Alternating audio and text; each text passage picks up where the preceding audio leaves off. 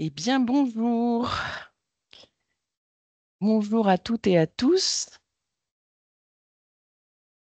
On va laisser une ou deux minutes, le temps que tout le monde puisse arriver, se connecter.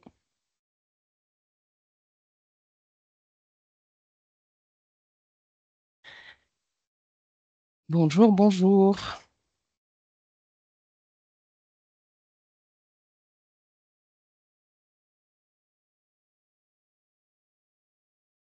27 participants. Bonjour à toutes et à tous.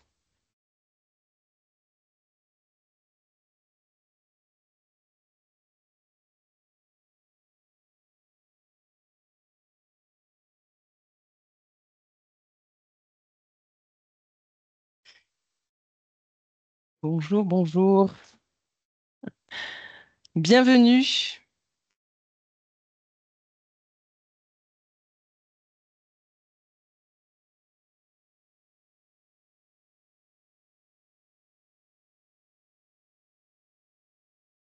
Alors, on va autoriser les personnes qui sont en salle d'attente.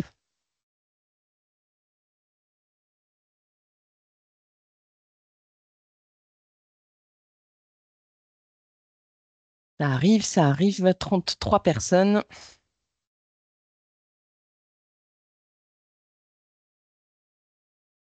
Bonjour, bonjour.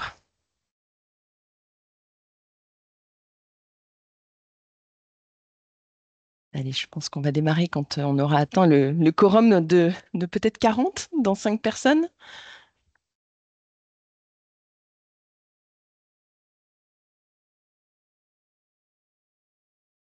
Ah, on a perdu une personne.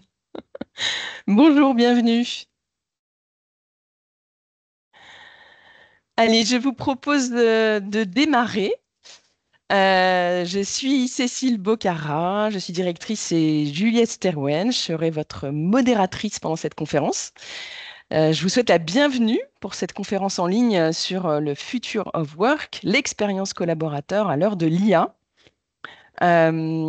Quelques mots peut-être pour celles et ceux qui ne nous connaissent pas encore. David, merci. Donc, nous sommes un cabinet de conseil en stratégie, transformation et innovation. Nous intervenons sur 5 grandes dimensions. Une dimension sur les transitions vers des business models vertueux, une dimension sur tout ce qui est business, une dimension people, une dimension agilité, une dimension digitale. Donc aujourd'hui, nous sommes plus de 650 collaborateurs. Nous avons clôturé 2024 un peu plus de 100 millions d'euros de chiffre d'affaires. On me disait 105 exactement millions de chiffre d'affaires, avec une croissance de 100% en 5 ans. Notre slogan, c'est le Consulting for Good. Donc nous sommes une entreprise à mission et le principe de notre fonctionnement, c'est de combiner toutes nos expertises pour vous apporter le maximum de valeur par rapport aux problématiques que vous pouvez nous poser.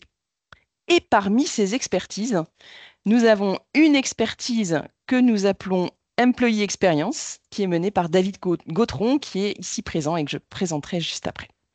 Alors, quelques informations pratiques concernant ce webinaire avant de démarrer. Donc, les micros, les caméras sont coupés par défaut pour éviter les bruits parasites. Et si jamais vous n'entendez pas, n'hésitez pas à le signaler dans l'onglet Q&R, questions-réponses, qui est situé en haut à gauche. Hein, vous voyez sur la petite image. Et pour poser des questions, bah, c'est au même endroit. Donc, on essaiera de prendre quelques questions à la fin de la présentation. Pour m'accompagner ce matin, 3 personnes. Nous avons Pierre Jarijon, responsable de l'accélération IA chez BPI France. Pierre Bonjour. viendra témoigner et illustrer les résultats du baromètre. Bonjour Pierre. Bonjour. Nous avons avec nous Ludivine Montaudoin, directrice Modern Work chez Jules Sterwen, qui viendra notamment nous parler de l'IA et de ses impacts. Et enfin, nous avons David Gautron, partenaire de la communauté Employee Experience chez Juliette Sterwen, qui nous fera un bilan des 5 années de travail hybride au sein des entreprises. Bonjour Bonjour à à tous les tous. trois. Alors, concernant ce Future of Work, je vous propose d'entrer un petit peu dans le vif du sujet avec, on va s'appuyer donc pour cela avec, sur les résultats du baromètre Digital Workplace que nous publions depuis 9 ans maintenant, qui a beaucoup évolué depuis les éditions précédentes. Sur l'aspect baromètre, donc on travaille toujours avec l'IFOP, qui est notre partenaire historique. L'étude a été réalisée du 7 au 15 janvier 2025, donc c'est très récent, sur un échantillon représentatif de 1000 salariés d'entreprises de plus de 1000 salariés, donc des entreprises de plus de 1000 salariés. C'est important parce que depuis 2 ans, on s'est orienté sur les ETI de plus de 1000 salariés. On a aussi un sur-échantillonnage de 300 managers dans ces entreprises. Donc, en tout, on a 511 collaborateurs et 789 managers, ce qui nous fait 1300 salariés qui ont répondu à cette étude. 511 collaborateurs, dont 245 qui sont en hybride et 789 managers, dont 602 qui sont en hybride. Voilà pour les aspects échantillonnage par rapport à l'IFOP. Concernant le baromètre, donc je vous disais en introduction que le baromètre a évolué. Il a évolué notamment sur ses dimensions. Dans les précédentes éditions, il y avait 4 dimensions, donc outils, management, organisation, environnement de travail. De ces 4 dimensions, donc on a décidé de garder la dimension management, qui est toujours un sujet important, et de faire une focale sur les enjeux de l'IA pour être plus proche des enjeux d'actualité et des problématiques clients. Les dimensions orga et environnement de travail ont été fusionnées sous la bannière de l'hybridation. Management, focus IA et hybridation, donc ce sont les 3 nouvelles dimensions de ce 9e baromètre. Et juste avant de laisser la parole à Ludivine, qui va nous parler de l'IA, je confirme que la présentation sera partagée à la fin. Donc vous recevrez tout le document que l'on est en train de vous présenter. Et Ludivine, je te laisse la parole pour nous parler de l'IA. Oui, merci beaucoup Cécile. Alors du coup, pour commencer, on va avoir un premier slide un petit peu d'état des lieux. En fait, aujourd'hui, à l'heure où l'IA fait le buzz dans les médias, sur LinkedIn ou dans les échanges du quotidien, on pourrait croire qu'elle a déjà transformé en profondeur nos organisations, mais la réalité est tout autre. Les entreprises, elles ne sont pas encore au rendez-vous et les collaborateurs avancent plus vite. Pourquoi je vous dis ça? C'est parce que d'après notre baromètre Digital Workplace 2025, on a 4 salariés sur 10 qui indiquent utiliser des outils d'IA pour leurs besoins professionnels.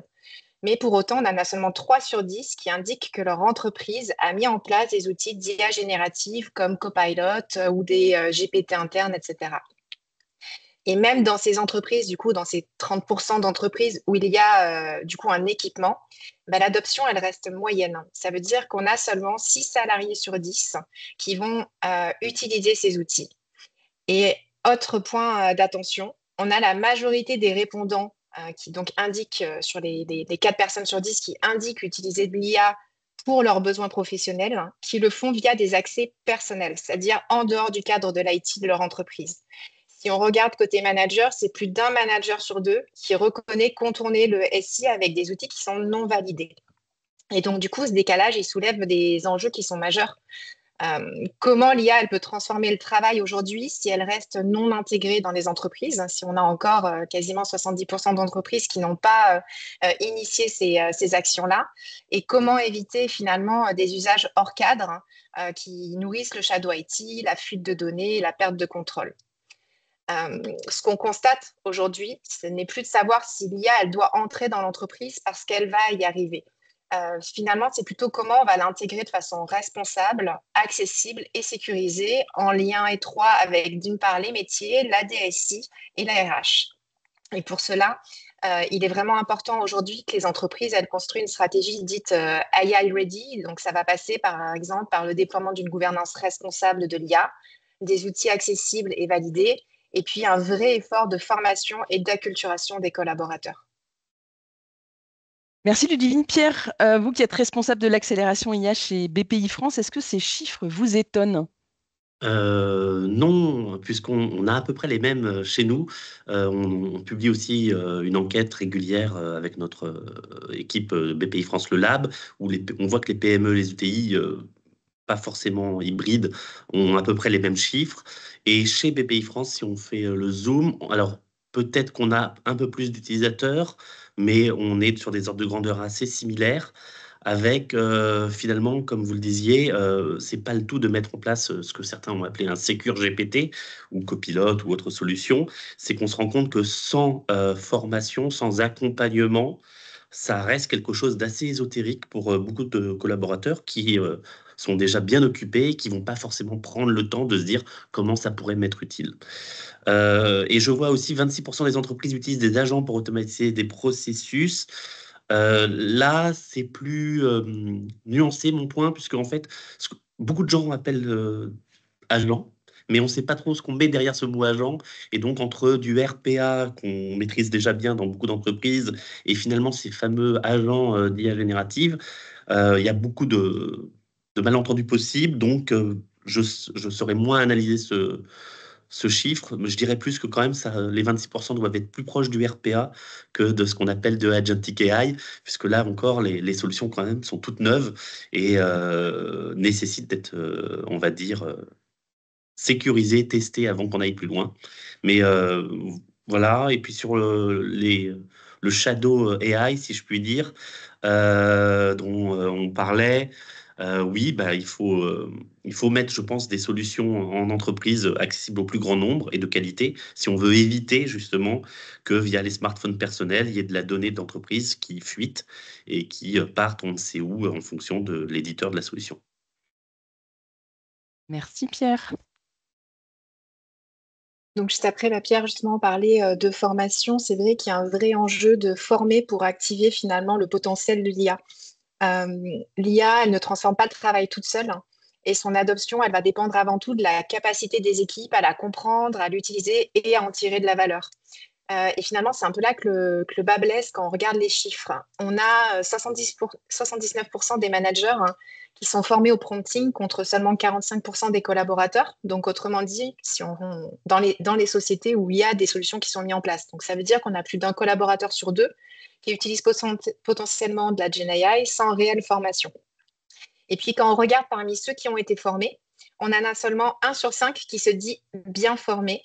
Et on a 42% des managers qui sont du coup la population la plus formée qui reconnaissent avoir besoin de progresser. Donc, résultat, l'IA, elle est présente, mais elle est sous-exploitée. Elle n'est pas forcément bien intégrée dans les pratiques quotidiennes et parfois, du coup, elle est même source de désengagement avec des investissements qui sont faits, mais pour autant, une utilisation qui n'est pas là. Donc, le vrai enjeu, ce n'est pas de former pour former, mais c'est de former utile, ciblé et ancré dans le quotidien.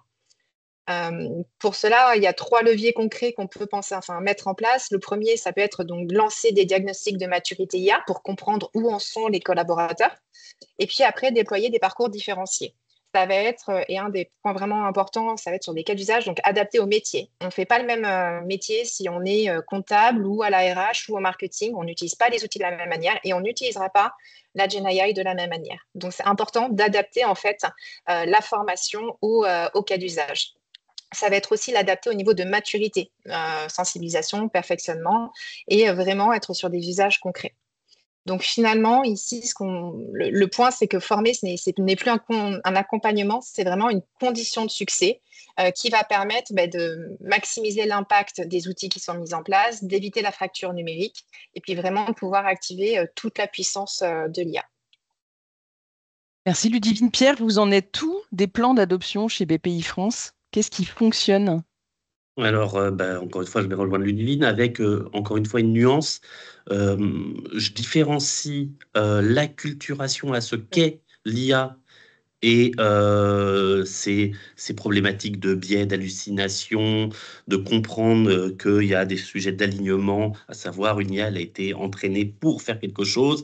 Et ça, j'ai envie de dire que c'est un investissement qui ne sera pas périmé, puisque ce qu'on va pouvoir proposer aux collaborateurs restera vrai dans la durée, alors que sur les techniques de prompting, les modèles évoluant beaucoup, des choses qu'on pouvait apprendre il y a encore un an, finalement, n'ont plus de sens. où il y avait des façons de formuler ces prompts. Aujourd'hui, les modèles sont plus avancés, donc ces formulations ne sont pas forcément les meilleures aujourd'hui. Donc, il y a un risque de former sur des choses qui sont vite périmées si on est trop technique. Et donc, nous, on a mis plutôt l'accent sur l'acculturation, avec un parcours digital, avec un e-learning, avec la mise en place d'un intranet où il y a beaucoup de contenu, où ils peuvent s'auto-sensibiliser, mais également ensuite sur le prompting, plutôt des formations en présentiel et, comme vous le disiez, verticalisé, en tout cas c'est le terme que j'utilise, c'est-à-dire par ligne métier. Et on se rend compte que ça s'invente pas, c'est pas moi qui vais expliquer comment ça peut être utile à un comptable. Et donc on a des champions dans les différentes lignes métiers avec qui on construit un peu les cas d'usage, on construit des exemples, on construit des prompts pour que justement ces formations soient utiles aux collaborateurs qu'on forme. Merci Pierre. Sur cette planche, donc on s'est un petit peu intéressé sur les bénéfices et les inquiétudes liées à l'IA et on a posé ces questions à nos répondants. Ce qu'on voit, c'est que l'IA, donc elle s'installe progressivement dans le quotidien des collaborateurs et il y a des premiers bénéfices qui commencent à se faire sentir. Ce que relève notre baromètre, c'est que les usages de l'IA, ils bousculent déjà un petit peu les équilibres professionnels. Côté collaborateurs, ils vont percevoir ces technologies comme un levier de créativité, de gain de temps, de productivité sur des tâches qui vont être répétitives. Côté manager, donc les managers estiment que leurs équipes, effectivement, elles gagnent en charge par rapport à leur charge de travail. Notent aussi l'amélioration sur la qualité. Et quand ils regardent pour eux en tant que manager, ils vont indiquer qu'elle peut devenir un outil de pilotage stratégique, d'aide à la prise de décision ou d'optimisation des processus. Concrètement, ce qu'on voit aujourd'hui dans les différentes entreprises et aussi via nos répondants et l'enquête, c'est que le potentiel, il est là et on arrive à le voir individuellement. Mais l'enjeu clé pour les entreprises, désormais, il est de démontrer la valeur de l'IA à l'échelle collective et organisationnelle. En parallèle de ça, on a des inquiétudes qui persistent. On a toujours près d'un salarié sur deux qui a peur d'être remplacé par les solutions d'intelligence artificielle. On a quasiment 40% qui craignent pour la confidentialité des données. Et on a un répondant sur 3 qui évoque un manque de transparence des décisions qui vont être générées par l'IA. Donc finalement, pour que l'IA devienne un vrai levier collectif, il faut aller plus loin, il faut structurer les usages, il faut créer de la confiance et il faut embarquer l'ensemble des équipes. Merci Ludivine. Pierre, de l'individuel au collectif, qu'est-ce que vous constatez chez BPI France ? On est en plein exercice expliqué par Ludivine. Aujourd'hui, moi, dans mon activité, dans mon pilotage, je constate des gains individuels en temps avec ces outils et que j'ai beaucoup de mal à transformer soit en gains financiers, soit en gains collectifs. Je caricature, mais dans une équipe de 5 personnes, un manager et 4 collaborateurs, les 4 collaborateurs disent gagner une demi-heure par jour, et le manager dit ben, moi je ne les vois pas ces 2 heures gagnées dans l'activité de notre équipe. Ça, on travaille encore, on a du mal, je pense qu'aussi c'est une nouvelle façon d'approcher le sujet, donc on se teste un petit peu, mais donc voilà, on trouve des gains individuels, les collaborateurs nous le disent, il y a des enquêtes de satisfaction qui disent qu'ils sont très motivés pour continuer à utiliser ces outils, mais on n'a pas encore fait la preuve de la valeur collective. Et donc c'est ça qu'on cherche à gérer vraiment actuellement, du type cette semaine et la semaine prochaine. Merci Pierre. Et sur les inquiétudes, ce sont des bonnes inquiétudes, surtout la deuxième et la troisième, à savoir, il faut que les IA soient plus transparentes et il faut qu'on reste maître de ces éléments-là en expertise. Merci beaucoup. Et on voit d'ailleurs, c'est des inquiétudes qui façonnent un petit peu l'avenir. On a, pour la première fois, été demandé un petit peu à nos répondants, non pas seulement de s'exprimer sur le passé, l'année écoulée, mais d'aller se projeter dans le futur et du coup d'avoir une vision à 2030. Lorsqu'on parle d'intelligence artificielle, on pense souvent performance, automatisation, efficacité. Et on regarde nos répondants, ils nous disent qu'en 2030, il n'y a pas uniquement les technologies qui vont faire la différence, mais il y aura également toutes les valeurs qui en est associées. Notre étude, en fait, elle montre que les attentes des salariés, elles évoluent. On a un salarié sur deux qui nous indique que la priorité numéro un, ce n'est pas d'aller plus vite ou d'aller plus loin, mais c'est de maintenir l'équilibre entre la technologie et le lien humain, voir comment on va travailler ensemble. Côté manager, il y en a un sur trois qui identifie comme enjeu majeur la nécessité d'avoir un cadre éthique et transparent dans l'usage de l'IA. Et puis, autre point vraiment important, on a 88% des salariés qui vont être dans un environnement hybride qui expriment l'intérêt vraiment clé pour des pratiques éco-responsables. Mais près de la moitié jugent leur entreprise en retard. Et d'autant plus pour celles qui activent des solutions d'intelligence artificielle. Donc, concrètement, en 2030, les collaborateurs, ils attendent du sens, de l'équité, de la responsabilité. Et donc, l'intelligence artificielle, à ce moment-là, elle ne devra pas être seulement intelligente, elle devra être humaine, inclusive et durable. Et c'est là que les entreprises, elles ont vraiment un rôle déterminant à jouer pour poser les fondations, en fait, d'une IA de confiance au service de la performance et de la société.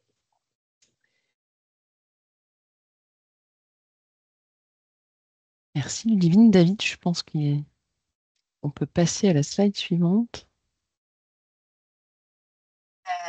Voilà, et donc du coup, ici, on s'est fort des réponses en fait de voilà, des personnes interrogées sur leur vision de 2030. On a imaginé finalement ce à quoi pourrait ressembler le quotidien de Jeanne, qui est une manager marketing dans une entreprise voilà, B2B de à peu près 1200 salariés.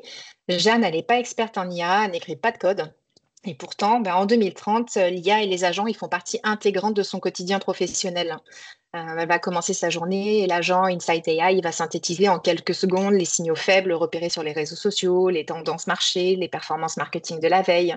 Elle va pouvoir ensuite utiliser un second agent, par exemple Content AI, qui va générer des titres, des accroches, des messages adaptés à ces différents personas et il va lui proposer plusieurs variantes. Jeanne, elle va juste choisir, ajuster, valider les messages. Un peu plus tard, elle peut utiliser l'agent Voice AI qui va analyser en fait le contenu de tous les verbatim clients sur les différents canaux existants et il va synthétiser les irritants majeurs, il va proposer des pistes d'amélioration et ainsi de suite. Elle va pouvoir utiliser par exemple aussi dans l'analyse de la performance, fini les tableaux puisque l'IA pourra identifier les tops, les flops, mettre une recommandation. Et du coup, Jeanne, elle peut se concentrer uniquement sur la stratégie. Elle n'a plus à faire toute cette partie-là de suivi de tableau. Et puis, pareil, avec son équipe, elle va pouvoir utiliser, par exemple, sur un brainstorming de l'IA qui va aider à organiser les idées qui vont arriver. Et résultat, à la fin de la journée, elle a gagné du temps, elle a allégé ses tâches et elle a pu se concentrer sur des actions qui vont vraiment compter, créer, décider, engager son équipe. Et au final, Jeanne, elle travaille pas moins, mais elle travaille mieux. Elle n'a pas été remplacée par une machine, mais elle a été augmentée par de la technologie. Pour autant, cela suppose un vrai prérequis sur les compétences. Parce que l'IA, oui, elle va libérer du temps, mais elle va rendre essentielles certaines soft skills, comme l'esprit critique, par exemple. Questionner et valider aussi les résultats qui vont être produits, le discernement, l'autonomie. Et d'ici 2030, chaque collaborateur, il devra vraiment, pour pouvoir être augmenté, maîtriser un socle numérique et cognitif pour travailler efficacement avec les intelligences artificielles. Et c'est là où les entreprises ont vraiment besoin d'investir. Et la question, c'est est-ce qu'on parle vraiment de 2030 finalement? Eh oui. Est-ce qu'on sera tous comme Jeanne en 2030, manager augmenté, Pierre? On en avait un petit peu parlé en préparation. J'ai été un peu taquin en disant, mais c'est pas 2030, c'est 2026. Peut-être pas pour toutes les entreprises, mais la technologie, elle, je pense, sera prête. Si on regarde là depuis 2023, l'accélération en fiabilité et en possibilité. Au début, on faisait que du texte. Maintenant, on a accès au web, on a accès aux images, on sait gérer du code, on sait gérer des graphiques. Enfin, aujourd'hui, ma conviction, c'est que la techno va être prête beaucoup plus tôt que 2030. Et la question, elle est bonne, c'est si la techno est là, mais que nous, on n'est pas formés, nous, on n'est pas à l'aise avec cette technologie, on n'en profitera pas. Donc, pour moi, l'enjeu des compétences à acquérir, il est vraiment là pour les entreprises. La techno, elle sera là. Les acteurs de la techno vont mettre à disposition des outils.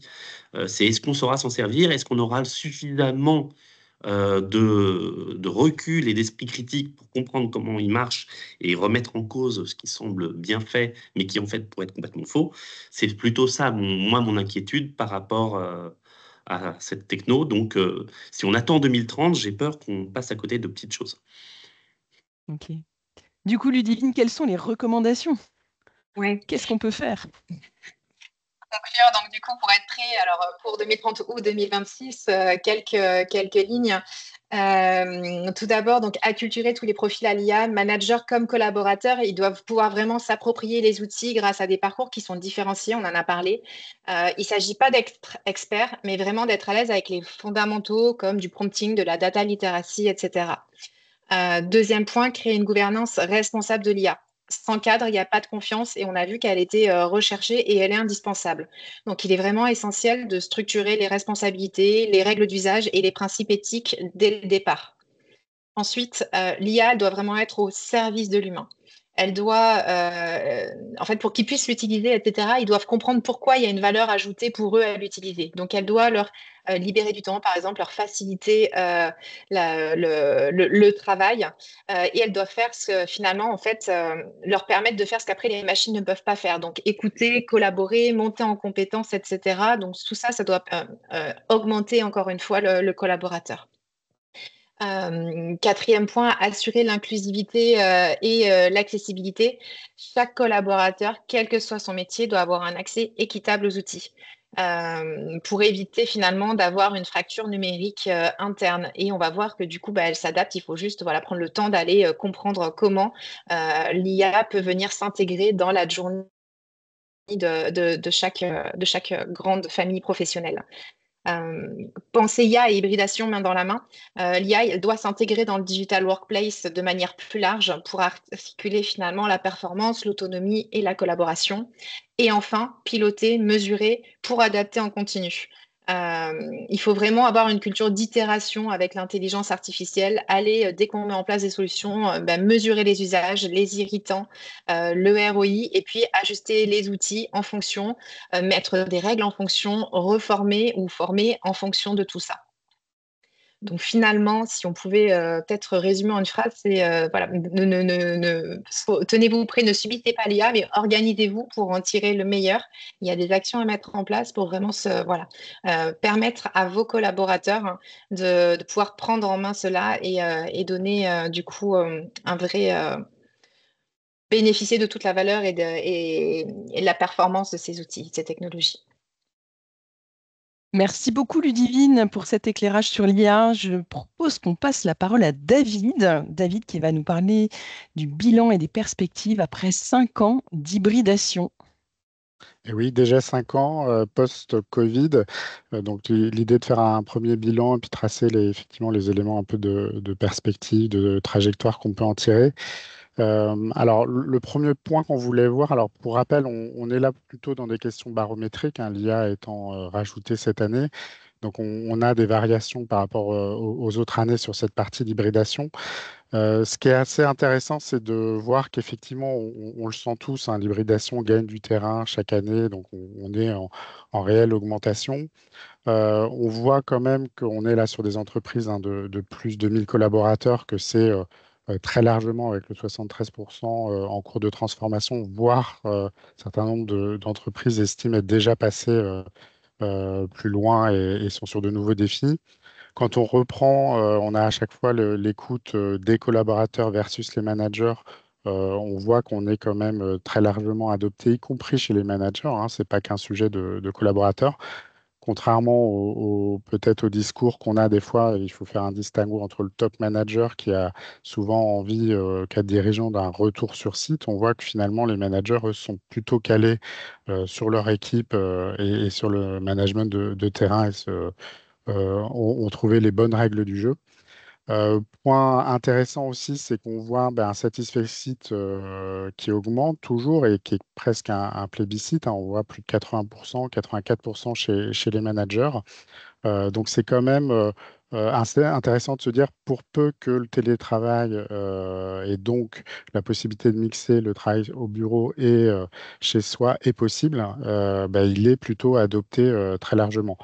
pour peu qu'il soit possible, hein, parce que gardez en tête qu'on a quand même des activités qui sont, comme on dit, plus téléfragiles versus des activités tertiaires postées, peut-être plus télérobustes. Donc effectivement, il ne faut pas non plus caricaturer en fonction du secteur d'activité. Donc ça, c'est un premier point qui est très intéressant de voir un peu en diapason de cette année 2025, 5 ans après. Merci. Pierre, du coup, on imagine BPI France par nature une banque très digitale. Est-ce que vous nous confirmez?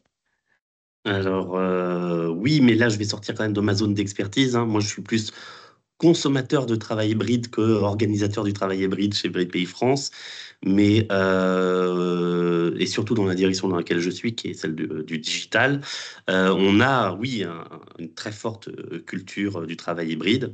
Mais encore une fois, je rejoins ce que disait David, hein, on a la chance de pouvoir avoir cette organisation du fait de nos métiers et je ne me permettrai pas de juger pour d'autres métiers. Mais oui, oui, on est très hybride, si je puis dire.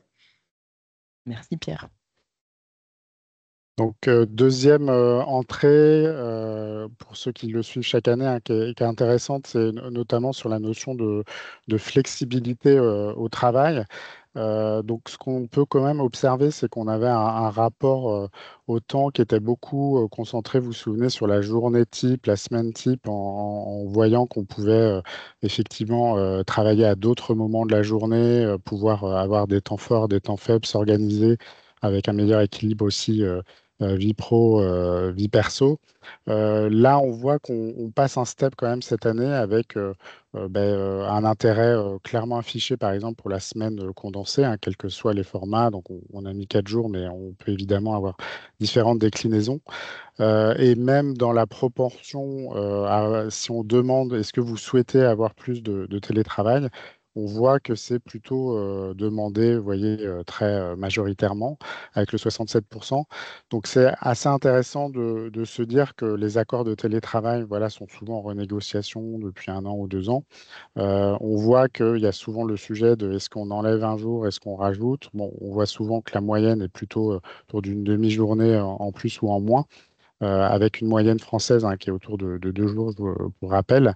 Donc on voit qu'il y a quand même cette intégration de l'idée que le retour arrière complet au bureau, il ne pourra pas se faire ou alors contre une volonté très largement du collectif. Donc après, il y a des effets d'ajustement évidemment à trouver, mais c'est plutôt effectivement, comme on l'avait dit depuis un certain nombre d'années, à la maille équipe, en concertation avec le management et aussi ce que disait Pierre tout à l'heure en intégrant peut-être l'impact des nouveaux outils IA et la réallocation du temps d'un point de vue managérial, en se disant comment on peut effectivement trouver les meilleurs équilibres. Autre point, c'est on a gardé sur l'optimisation des réunions parce qu'effectivement, on sait qu'il y a des difficultés en termes de productivité. C'est pas un système si simple que ça. Le travail à distance aussi, on est contraint de plus formaliser. Souvent, on a des entreprises qui sont à un retour avec une sorte d'infobésité de beaucoup de mails associés. On va multiplier, on a tous vécu en full distanciel contraint les réunions, les catch-up pour pouvoir se réajuster. Donc là, il y a quand même ce sujet qui semble un peu linéarisé cette année, aller mieux. On commence à trouver les bons effets d'ajustement. C'est quoi le temps moyen d'une réunion, le mode d'animation, de préparation, l'optimisation de l'après-réunion, le travail dit asynchrone, pour bien miser sur les ambivalences de qu'est-ce qui fonctionne très bien à distance et c'est une activité OK et partagée par tous, et qu'est-ce qui est mieux de faire au bureau, et pas d'avoir ce flou qu'on a tous un peu opéré, de refaire à peu près des journées qui se ressemblent, quelle que soit la situation de travail. Ça a évidemment peu de sens en termes de performance du collectif. L'autre point qui était intéressant aussi, c'est que finalement, le corollaire, c'est les entreprises qui ont travaillé le plus à la fois sur les outils et sur les règles de travail en même temps qui s'en sortent bien. Donc ça paraît de bon sens, mais c'est confirmé par les chiffres. c'est qu'on sait que la meilleure expérience collaborateur, elle est quand même observée dans les entreprises les plus digitalisées, qui ont pris le virage en amont, qui vont chercher, y compris en testant sans grande certitude, parfois sur l'IA, mais en allant chercher comme ça de nouvelles frontières pour pouvoir avoir une offre la plus complète possible d'un point de vue du collaborateur, quelle que soit sa situation de travail, en lui fournant les bonnes applications, les bons devices et la meilleure offre de service, on va dire, associée dans cet esprit un peu de self-care. Et les règles de travail, c'est les équipes qui se sont posées sur une manière d'organiser le travail au quotidien.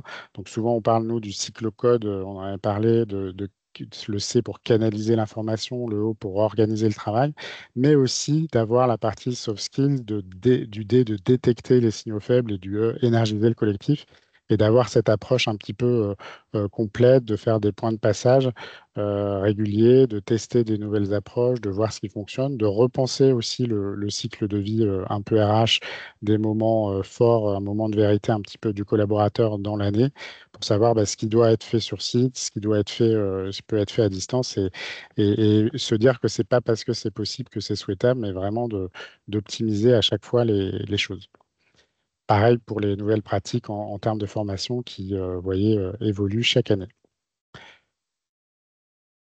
Merci, David. Pierre, vous avez une bonne pratique à partager pour optimiser les réunions à l'aide de l'IA? Oui, parce que alors je pense qu'on a tous cette problématique des multiples réunions tout au long de la journée et donc où finalement on va à certaines réunions euh, au cas où. Je vois beaucoup de collègues comme ça qui ne savent pas trop pourquoi ils sont invités à des réunions et ils y vont quand même au cas où. Et ça, je pense que c'est ça qui détruit beaucoup de valeur en entreprise et qui détruit aussi l'intérêt du télétravail parce que passer 8 heures de réunion chez soi avec des personnes qu'on aurait pu voir, je ne suis pas convaincu du truc. Donc, l'idée, c'est aussi de se dire, grâce à l'IA, on va peut-être moins aller à des réunions qui ne sont pas forcément celles qui nous concernent le plus, et avec des possibilités de compte-rendu automatique, de chatbot qui interroge le contenu de la réunion. On peut savoir s'il y avait des choses qui nous concernaient, et on peut, dans ce sens, alléger un peu son agenda et profiter de l'intérêt aussi du travail, du télétravail, puisqu'il y a aussi cette logique que c'est du temps où on peut être au calme, où on peut travailler sur des choses de fond. Et voilà, donc pour moi, oui, l'IA revient sur le sujet de l'hybridation aussi pour éviter la réunionnite, je pense. Et donc, dans la mesure du possible, si on peut, les réunions présentielles, je trouve, ont plus de valeur et, euh, et garder le télétravail pour du deep work, comme disent les gens. Je pense que c'est la bonne pratique. Après, on, on est- on fait ce qu'on peut, hein. On peut pas toujours. J'ai déjà vu des scènes où on était tous dans nos bureaux et à se connecter à une réunion Teams parce qu'on n'avait pas de salle. Donc il y a d'autres problématiques aussi et je pense qu'on va en parler. Merci, Pierre. Oui, donc effectivement, ça a fait une bonne transition avec tous les défis un petit peu qu'on a qualifiés d'organisationnels liés au travail hybride. Donc le point qui est intéressant, c'est que finalement, le bureau est devenu une sorte d'espace ressource où, comme le disait Pierre, on va peut-être être moins souvent là, mais on s'attend à une expérience peut-être plus augmentée. On va aller avoir un contact privilégié avec le reste de l'équipe. Donc souvent, on voit dans les répondants, c'est finalement le facteur social qui fait revenir au bureau bien avant même le besoin de travailler ou la partie, vous voyez, plus transactionnelle métier. D'avoir accès peut-être privilégié aussi à des moments de qualité avec son manager, ou en considérant qu'on se voit là effectivement un peu moins, mais avec une expérience et des échanges à plus forte valeur ajoutée. Le point aussi qui ressort, c'est que finalement, on le voit dans le 40%, il n'y a plus d'opposition d'un point de vue collaborateur entre tel type d'espace, le bureau versus les tiers-lieux versus le travail chez soi. L'idée, c'est plus de chercher la meilleure complémentarité, cette logique un peu d'activity-based working qu'on connaît, de pouvoir choisir le meilleur espace et donc aussi les meilleurs outils en fonction de son travail. Donc ça dit aussi que les espaces du bureau vont être un petit peu plus encore plus dans la modularité, ça c'est sûr, et la complémentarité avec chez soi, mais aussi dans la réversibilité, hein. C'est-à-dire qu'un même espace peut servir à plusieurs usages. L'accessibilité devient aussi un point hyper clé. Donc, où est-ce qu'on met tel ou tel flagship pour que le collaborateur puisse avoir des temps de mobilité les plus réduits. Considérer que le bureau, c'est peut-être pas un espace unique, mais c'est une possibilité d'avoir accès à des bureaux différents de son entreprise. Bon, tout ça a été déjà développé notamment par les aménageurs depuis un certain nombre d'années. Ce qui est intéressant, c'est de se dire bah, que c'est ce qui était des initiatives ou des tests sont, bah, vous voyez, largement adoptés. Et là, le point un peu de bascule, c'est qu'on voit aussi que finalement, il y a une conscientisation sur ce qu'est devient un bâtiment aussi dans une vision un petit peu plus durable. Donc, au-delà du workplace as a service qu'on a un petit peu décrit, de quoi j'ai besoin, des services qui sont disponibles au bureau, on comprend aussi que, il va falloir réfléchir sur un cycle de vie d'un bâtiment plus durable, d'un parc immobilier qui bouge tous les jours. On va peut-être perdre des mètres carrés, mais gagner en expérience. Travailler aussi beaucoup plus sur l'hospitality management, hein, les services associés aux collaborateurs. Cette notion un petit peu de hub où on viendra chercher ce dont on a besoin pour bien fonctionner. Et donc, ça donne aussi une sorte d'équation assez challengeante hein, pour les aménageurs et tous les professionnels hein, du workplace, qui est de à la fois maintenir toujours cette attractivité, jouer sur des effets non plus d'opposition, mais peut-être de réassurance par rapport au bureau, en se disant que voilà, on a peut-être des équipements meilleurs, une expérience augmentée, comme on disait, et à la fois dans une optimisation des coûts, parce qu'on sait que le taux d'occupation ben, en moyenne, sera toujours plus bas, quels que soient les pics, souvent du mardi, du jeudi. On a une valeur moyenne à la semaine où on a évidemment beaucoup moins de collaborateurs. Donc, il faut pouvoir arriver à maîtriser ces coûts dans la durée. Donc, les chiffres le confirment très clairement sur le flexi-work, entre guillemets, en année 2025. Merci David et Pierre chez BPI sur site. Comment ça se passe? Ben, on a mis en place, comme beaucoup, je pense, ce que David expliquait, à savoir on a des bulles pour pouvoir s'isoler, pour passer ses coups de téléphone. On a mis en place des salles équipées en caméra, micro, et qui zooment sur la personne qui parle quand elle parle. Donc voilà, il y a eu un gros effort fait sur l'équipement pour que justement, quand on vient sur site, on ait tout ce qu'il faut. On peut moi, je ne m'en rends même plus compte, mais on a du Wi-Fi partout, et c'est le même Wi-Fi partout dans tous les locaux de BPI France, donc on peut aller, entre guillemets, travailler de n'importe où. On a mis en place des tiers-lieux, des salles hybrides qui peuvent servir d'ateliers de brainstorming, de réunions d'équipe, de conférences. Enfin voilà, donc il y a eu un gros effort et investissement qui permet justement de répondre à cette demande et à cette attente des collaborateurs. Et vous constatez aussi les pics du mardi et du Ah bah jeudi? oui, surtout à la cantine. Oui, D'accord, c'est un très merci. bon indicateur, effectivement. Très clair. Alors, du coup, ça se confirme aussi quand on rentre par l'activité, ce qu'on trouve chaque année très intéressante parce que ça a un petit peu varié d'une année sur l'autre, où effectivement, bah, l'espace dit naturel, un petit peu de la concentration était le bureau. Alors, il faut aussi imaginer qu'on sortait d'un full distanciel post-Covid où on a été contraint, donc on a pris aussi un certain nombre d'habitudes. Donc c'est vrai que ça challenge aussi le bureau de pouvoir reconstituer, réoffrir des espaces de concentration pour qu'on ne le perde pas, quelle que soit la situation de travail. Par contre, on voit effectivement que c'est quand même, vous voyez, à égalité. Donc c'est plutôt sur un effet d'efficacité qu'on décrivait tout à l'heure, où on a encore un petit peu une primauté en disant l'espace naturel pour l'efficacité reste chez soi.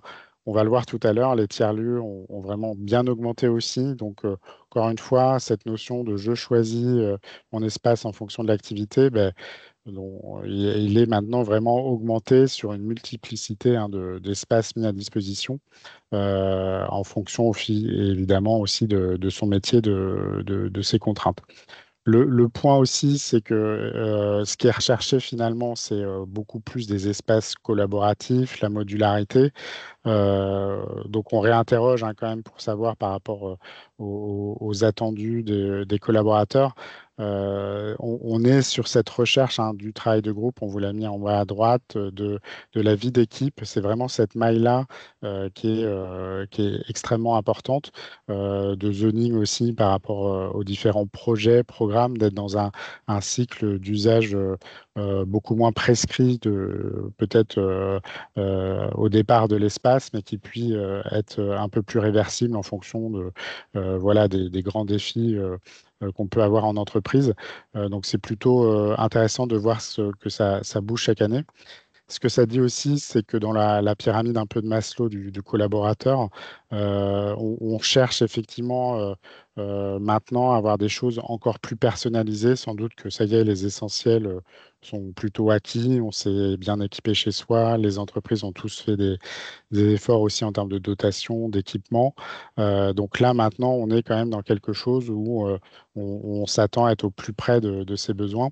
Donc c'est quand même ce collaborateur un peu client interne devenu qui fait loi aussi. Donc ça nécessite d'être innovant, d'aller chercher aussi les nouvelles pratiques, de voir ce qui fonctionne chez les uns, chez les autres, de plus avoir d'effets trop idéologiques aussi par rapport à tel tiers-lieu et de vraiment pouvoir l'intégrer, encore une fois, dans une vision de carte d'expérience du collaborateur par persona pour vraiment pouvoir comprendre les besoins du moment et surtout anticiper ceux des autres années. Il y a évidemment une approche générationnelle, on va en parler tout à l'heure, hein, qui est très clé là-dessus. Juste quelques mots sur les espaces alternatifs. Chaque année, on pose la question. On voit que ça a doublé, puis triplé. Là, maintenant, on est, vous voyez, très clairement à plus de 20%. Donc, c'est quand même extrêmement intéressant parce que le tiers-lieu, ça dit des choses sur le capacitaire aussi hein, des flagships. On va peut-être réduire les mètres carrés, mais on va avoir besoin d'espaces de déversement ou alors des espaces peut-être plus modulaires sur un usage un petit peu plus à la demande. Donc il y a un côté un peu hors les murs du bureau là qui commence à être assez évident, qui est non pas plébiscité, mais très reconnu, vous voyez, pris par la génération des moins de 35 ans. Donc ça dit forcément quelque chose aussi de la manière dont on travaille, peut-être plus en réseau, de manière plus partenariale. Et on voit que ça commence à vraiment prendre comme un usage beaucoup plus systématique peut-être que les autres années. En tout cas, c'est la première année où on a des chiffres plutôt parlants là-dessus. Oui. Merci David. Du coup, Pierre, est-ce que vous avez de votre côté un retour d'expérience sur ces espaces alternatifs type tiers-lieu? Alors, oui, mais sur un périmètre réduit, parce qu'on est une banque, hein, donc on a des sujets quand même de confidentialité Ouais. qui sont importants. Donc, on va pas prendre quelques mètres carrés chez WeWork pour aller travailler à côté de quelqu'un, on ne sait pas qui c'est. Voilà, non, on a quelques contraintes, mais on a commencé à avoir nos propres tiers-lieux dans nos locaux. Pas des tonnes, mais on en a quelques-uns. Et c'est vrai que je vois que de plus en plus, et notamment les plus jeunes, ont tendance à s'installer dans ces endroits qu'on n'avait pas trop imaginé au début pour se poser avec un ordinateur. Et ça fonctionne bien. Très Merci clair. Pierre. Merci Pierre. Effectivement, c'est des choses qu'on voit aussi dans le mode de management. Donc, ça me fait une transition par rapport à la dernière partie. Donc, il nous reste deux planches et on pourra prendre vos questions ensuite. Donc effectivement, on garde cette dimension, Cécile le disait, de voir un peu ce qui change, notamment dans cette perspective de management hybride, du manager voilà, multisite aussi, qu'on puisse avoir qu'on constate maintenant au quotidien. Ce qui est assez intéressant, c'est que finalement, il y a l'aspect lien social dont on parlait. On parlait de la détection des signaux faibles, d'énergiser le collectif, qui est un vrai sujet de pérennisation finalement, parce que comme souvent, on est rentré dans une réponse de mise en place du télétravail assez technique, avec la dotation, hein, des bons devices, des bons applicatifs, en améliorant l'offre de service. Par contre, il y a comment on accompagne aussi le manager dans ce rôle qui est un petit peu différent de maintien du lien, d'essayer de visualiser aussi les niveaux de désengagement. Donc, on voit que c'est quand même sans doute le défi le plus important. Qui a cette impression aussi de pas toujours être bien formé ou d'être, on le voit à droite, prêt pour engendrer ça. Donc, on a pas mal de demandes de nos clients, hein, finalement, donc sur le cycle de vie un peu RH, les grands moments de vérité entre le manager et le manager, de se réinterroger un petit peu sur ces grands rendez-vous, à quel moment ils doivent être positionnés, comment ils doivent être préparés, est-ce qu'ils doivent être plutôt faits sur site ou pas, de repenser un petit peu ces interactions-là. Parce que finalement, on a fait un peu comme on pouvait post-Covid les premières années. Et on n'a pas forcément pris le temps de s'arrêter, de prendre un petit peu de la hauteur. Donc c'est un sujet qui est hyper important aussi, notamment au moment des accords de télétravail nouvelle génération, hein, de pouvoir repenser aussi à la maille équipe. Est-ce qu'on a les bons niveaux de fonctionnement? On parle souvent de responsabilité réciproque aussi, mais qu'est-ce qu'on attend d'un collaborateur versus un manager et inversement, que chacun puisse être congruent aussi sur ses attendus, mais ses contraintes aussi opérationnelles. Donc ça passe aussi par, en bas à droite, une meilleure information, certes descendante, mais aussi de multiplier de l'interpersonnel, pas forcément en fréquence, mais en moment d'échange de qualité, où on se dit vraiment les choses pour pouvoir résoudre aussi des problèmes de chacun, dans l'intérêt aussi du collectif. C'est ça qui est un petit peu compliqué, c'est qu'on a, en répondant souvent des managers qui nous disent, voilà, qui se sentent contraints à des sortes de deals un petit peu collaborateur par collaborateur, en fonction des journées types de chacun.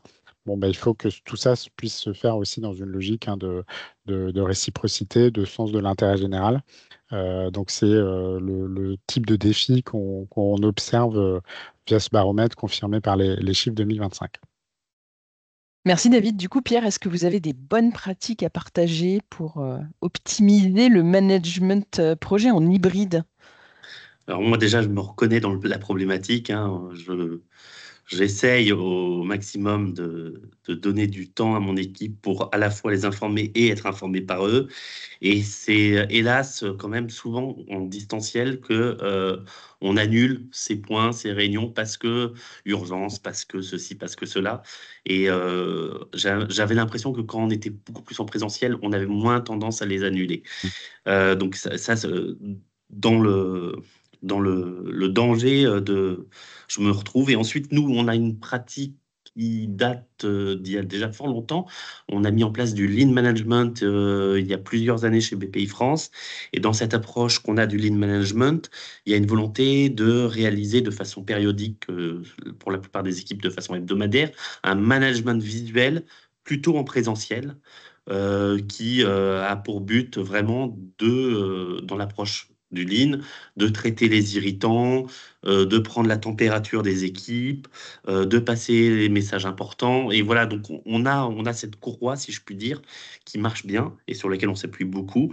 Mais voilà, il n'y a pas que celle-là. Et c'est vrai que ces fameux points d'interrogation entre manager et manager, il faut un peu les protéger, que ce soit en collectif ou en individuel. Mais c'est pas évident, j'avoue. Merci Pierre. C'est clair. Et point que rajoutait Pierre, effectivement, c'est les sujets d'écoute, un collaborateur qui sont démultipliés, avec une logique de sortir peut-être du baromètre annuel et d'être dans des prises de pouls via les pulses, hein, justement, beaucoup plus régulières, mensuelles. Donc, c'est des sujets sur lesquels on travaille beaucoup, de pouvoir écouter, mettre des actions correctives, traitement des irritants, Pierre en parlait notamment, avant de relancer une prochaine écoute. Donc, il y a un sujet aussi, voilà, d'amélioration continue de cette expérience collaborateur qui doit lutter dans la globalité hein, sur l'effet des engagements qu'on peut observer. Donc effectivement, ça se traduit côté, donc c'est notre dernier contenu, d'un point de vue managérial sur des attendus où on reste quand même, vous voyez, à plus de 50% sur des sujets d'empathie, des sujets de soft skills qui sont bah, évidemment hyper clés d'adaptabilité à son collectif pour bah, justement maintenir ce niveau de motivation. Ce qui est par contre, non pas surprenant, mais très important cette année, c'est la partie technologique, hein.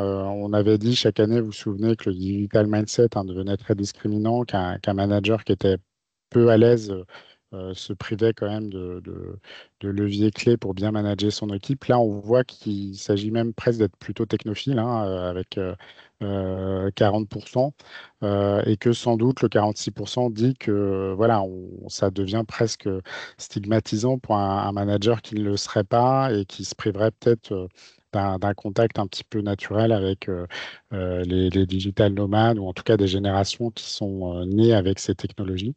Donc là, c'est quand même un point où, pour reboucler sur l'IA et ce que pouvait dire Ludivine, où on sort de la simple acculturation, mais qu'on doit sans doute aller chercher des programmes de formation beaucoup plus ciblés sur le persona manager dans sa situation de management, métier par métier. Donc c'est pas, voilà, c'est pas une surprise au sens que ça paraît entendu, mais ces chiffres sont quand même très élevés. Ça dit quelque chose de ce que disait Pierre aussi, c'est que le versionning est très rapide par rapport à d'autres technologies peut-être qui ont mis plus de temps à s'adapter. Donc le manager court toujours un petit peu aussi derrière les évolutions.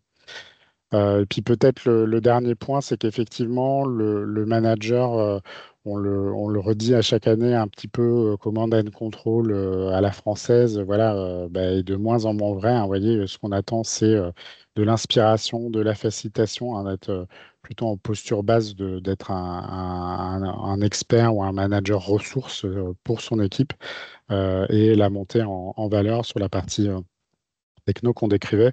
Donc pas mal d'enjeux qui laissent entendre aussi que voilà, il y a des grands changements, voire des transformations profondes à la maille individuelle à opérer par la manager et que sans doute qui nécessitent, je pense que c'est pas Cécile qui me contredira en leadership et management, hein, mais nécessite d'être accompagné en priorité encore plus que les autres années.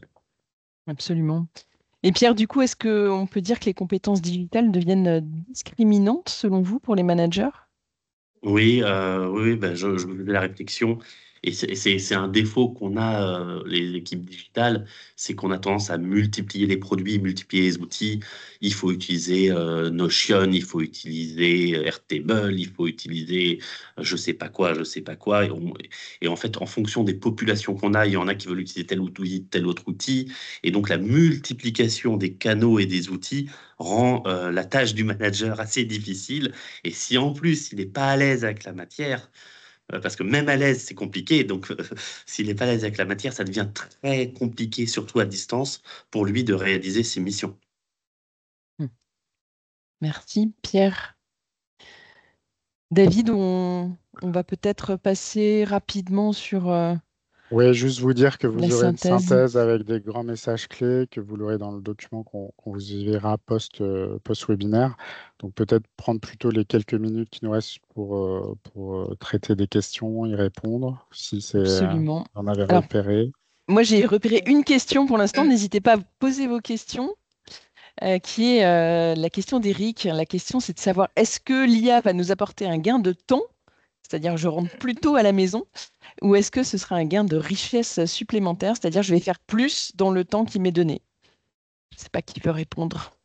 Je Moi, je peux peux. tenter, Ah, vas-y vas-y, Lydie. vas-y, Pierre. Je rebondirai. Euh, c'est une décision managériale, en fait, puisqu'en fait, c'est extrêmement lié à la volonté de l'équipe dirigeante de dire sur telle population, le temps gagné va être réinvesti de telle façon. D'où la difficulté de le valoriser en autre chose que du temps. Voilà, donc je disais qu'on n'était pas encore au bout de l'histoire sur nous, comment on calcule cette valeur, mais sur cette partie-là, on est assez clair. c'est au manager, toute la strate managériale, de définir comment réutiliser le temps. Ludivine, tu veux rebondir? m'aligne, non, mais je suis assez, enfin, forcément, toujours alignée avec Pierre, hein. Je pense qu'il y a une première vague, effectivement, d'entreprises qui ont mis des solutions un petit peu pour tester et qu'aujourd'hui, on a une deuxième vague où on se dit, est-ce qu'on va déployer plus? Et puis, pour déployer plus, il y a vraiment une question de ROI qu'on n'avait pas forcément eu jusque-là. Et dans le ROI, on va avoir différents types de bénéfices. Il y a les bénéfices directs où effectivement c'est du gain de temps. Mais dans ce cas-là, ce temps, il faut voir comment on l'inscrit dans la stratégie de l'entreprise. Est-ce qu'on a des enjeux RH par exemple et c'est du temps qu'on va mettre à disposition d'un meilleur équilibre vie professionnelle, vie personnelle? Est-ce que c'est des enjeux qui sont commerciaux et du coup le temps gagné, on va le réinvestir sur des formations pour aller travailler ces sujets-là ou des enjeux de satisfaction client, etc. On a aussi des bénéfices indirects. On va pouvoir aller sur l'amélioration de la qualité, par exemple. L'amélioration aussi de la satisfaction, enfin, du coup, la satisfaction qui va avoir un impact sur la satisfaction client, sur la satisfaction employé. Et puis, on a des réductions de coûts qui sont possibles. Si je prends un exemple, ça va être l'amélioration des emails. Ça va aller potentiellement jouer sur la qualité client. Ça va faciliter la vie de l'employé. Et puis, peut-être que l'entreprise avait mis en place un outil de correction d'email, etc., qu'on va pouvoir du coup finalement supprimer et avoir une réduction de coûts. Donc, au final, le point, c'est sélectionner des cas d'usage qui répondent à la stratégie de l'entreprise. Donc, c'est vraiment le tout premier point, c'est quelle est la stratégie de l'entreprise, sélectionner les cas d'usage en fonction de ça. Et dès qu'on met en place une solution qui répond à un cas d'usage, c'est aller chercher les KPI qu'on va mesurer, le ROI pour faire de l'amélioration continue dessus. Super, merci beaucoup. Merci à tous les trois pour ce partage. Merci à tous de votre présence. Bien évidemment, si vous souhaitez en savoir plus, vous avez toutes nos coordonnées à la fin du document qui vous sera envoyé.